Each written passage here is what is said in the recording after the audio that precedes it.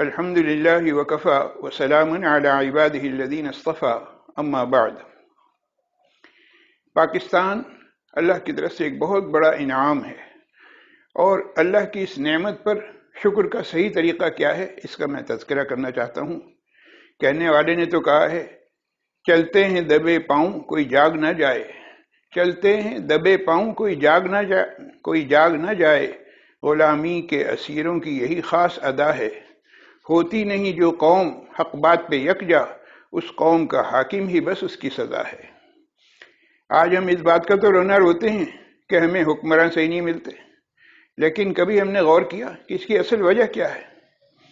اللہ تعالیٰ نے ہمیں انگریز کی غلامی اور ہندوؤں کی ماتحتی سے نجات دلائی تھی۔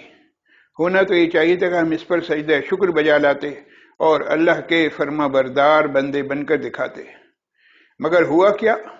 ہوا اس کے بالکل برعکس۔ بجائے شکر کے ناشکری اور ہر حکم خداوندی سے آزاد رہنے کی روش ہم نے اختیار کی، اور مزید یہ کہ حق بات پر یکجا ہونے کے بجائے آپس کے اختلافات اور انارکی کی جو شکلیں ہیں اس پر ہم جمے رہے۔ نتیجہ یہ کہ ہم ہر طرف سے عذاب الہی میں گرفتار ہو گئے۔ تمام عذاب اپنی جگہ ہیں، اور سب سے بڑی مصیبت ظالم حکمرانوں کا تسلط ہے۔ ہم اب تک انگریز کی غلامی سے باہر نہیں نکل سکے، اور اسی وجہ سے کیا ہوتا ہے کہ ہم پھونک پھونک کر قدم رکھتے ہیں، دبے پاؤں چلتے ہیں۔ کیوں؟